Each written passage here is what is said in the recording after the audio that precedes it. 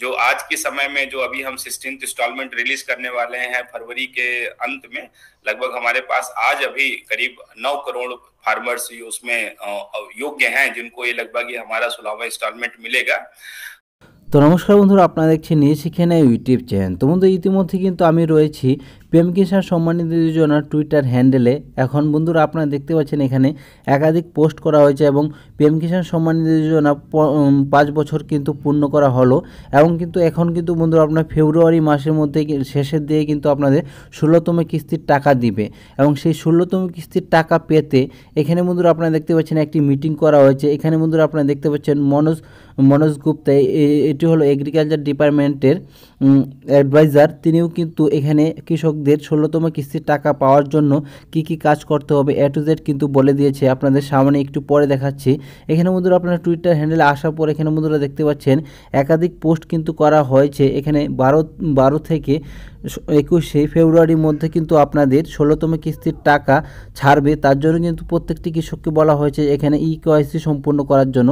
এখানে বন্ধুরা আপনারা নিচে যতগুলি পোস্ট দেখবো এখানে বন্ধুরা আপনারা দেখতে পাচ্ছেন প্রত্যেকটি পোস্টে কিন্তু বলা হয়েছে যে আপনাদের KYC কমপ্লিট করার জন্য। এখানে বন্ধুরা আপনাদের নিচের দিকে গেলে এখানে বন্ধুরা দেখতে পাচ্ছেন 12 থেকে 21 ফেব্রুয়ারির মধ্যে যে ডেটটি দেওয়া হয়েছে 21 তারিখের পরে কিন্তু 16তম কিস্তির টাকা দিবে এবং প্রত্যেকটি পোস্ট কিন্তু করা হয়েছে শুধুমাত্র যে KYC সম্পূর্ণ করার জন্য। এবং বন্ধুরা আপনাদের সামনে দেখিয়ে দেব এখানে Manoj Gupta, senior advisor agriculture ডিপার্টমেন্টের, তিনি কি বলেছে। এবং বন্ধুরা আপনারা এখানে আমি দেখিয়ে দিচ্ছি আরও একটি পোস্ট দেখে নিচ্ছি। নিচের দিকে গেলে আপনারা দেখতে পাবেন পরের পোস্টেও কিন্তু KYC নেই এবং এখানে কিন্তু প্রত্যেকটি পোস্টই করা হয়েছে KYC সম্পূর্ণ করার জন্য। 16তম কিস্তির টাকা পাওয়ার জন্য আপনাদের কি কি মানতে হবে A to Z আপনারা এই ভিডিওর মাধ্যমে জানতে পাবেন।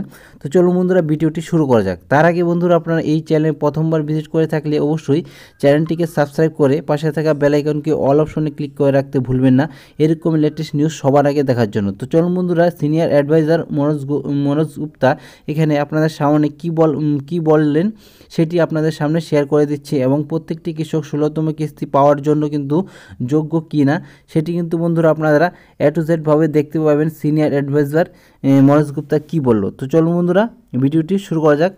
क्योंकि इसमें हमारे लगभग जो आज के समय में जो अभी हम 16th इंस्टॉलमेंट रिलीज करने वाले हैं फरवरी के अंत में, लगभग हमारे पास आज अभी करीब 9 करोड़ फार्मर्स उसमें योग्य हैं, जिनको ये लगभग ये हमारा 16वां इंस्टॉलमेंट मिलेगा।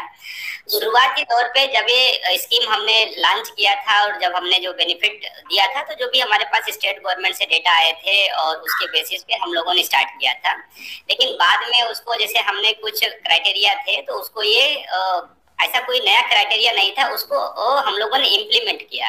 जैसे लैंड था तो लैंड चूंकि कल्टिवेबल लैंड इसकी एक प्रिंसिपल क्राइटेरिया है, एक मेन है कि उस जो भी किसान है उनके पास ये लैंड होनी चाहिए। तो उसके लिए हम लोगों ने लैंड सीडिंग कराया। तो बहुत सारे फार्मर्स हमारे लगभग करीब 10 करोड़ से ज्यादा फार्मर्स हैं जिन्होंने लैंड सीडिंग करवा चुके हैं। तो लैंड सीडिंग के बाद जो है हमारा एक दूसरा ये होता है कि चूंकि अकाउंट में हम पहले अकाउंट बेस में पेमेंट करते थे तो उसमें बहुत सारी त्रुटियां हो जाती थी, किसी का पैसा दूसरे के अकाउंट में चला जाता था गलती से सरकार के द्वारा या स्टेट गवर्नमेंट के किसी कर्मचारी के द्वारा भी, कभी कभी वो अकाउंट नंबर लिखने में भी दिक्कत हो जाती थी। तो जिसको जो है ये हुआ कि हम ऐसा कोई सिस्टम अडॉप्ट करें जिसमें machine to machine verified system हो। तो उसके लिए एक आधार सीडेड बैंक अकाउंट रखा गया कि अगर हम उसमें पैसा देने के लिए, तो उसके लिए सरकार के पास या हमारी जो पीएम किसान योजना में किसी के बैंक अकाउंट की रिक्वायरमेंट नहीं होती है। हम सिर्फ उसका आधार सीडेड जो बैंक होता है वो आधार सीडेड बैंक अकाउंट में पैसा डाल देते हैं। तो बहुत फार्मर्स जो हमारे हैं उन्होंने आधार सीडेड बैंक का अकाउंट करवा लिया है और जैसे ही बैंक अकाउंट में आधार सीड हो जाता है हम उनको सारा का सारा पैसा उनको हम रिलीज कर देते हैं। तो कुछ फार्मर्स ऐसे हैं जिनका आधार सीडेड नहीं है, तो अगर वो भी कर लेंगे तो उनको भी हम उनकी सारी जो भी एक तो रुकी हुई जो किस्तें हैं वो भी मिल जाती हैं और जो हमारा तुरंत जो इंस्टॉलमेंट आगे वाला है वो उनको रेगुलर मिल जाएगा।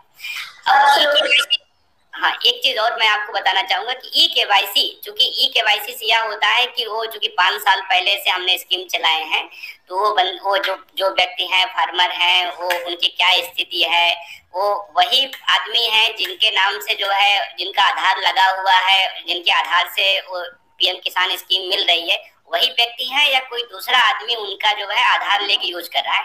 इसके लिए हम लोगों ने ई केवाईसी को मैंडेटरी किया है। तो ई केवाईसी मैंडेटरी से इससे क्या हो जाता है कि जो भी किसान हमारे यहाँ रजिस्टर होते हैं उन्हीं को पैसा जाता है और उन्हीं के आधार सीडेड बैंक अकाउंट में। तो जो हमारी सरकार, जो मोदी जी की सरकार में यह होता है कि हमें जो है किसी भी विदाउट एनी मिडिल मैन सीधे सरकार से पैसा वो किसानों को, लाभार्थियों के बैंक खाते में सीधे चला जाए, तो उस पूरे सिस्टम को ये कंप्लीट करता है। तो इस प्रोसेस में कुछ ऐसे लोग हैं जिनका ये केवाईसी कंप्लीट नहीं हुआ है, जिनका आधार सीडेड है, अगर वह भी अपना ये करा लेंगे तो उनको भी सारा बेनिफिट सुचारू रूप से मिलता रहेगा। बहुत अच्छा तरीका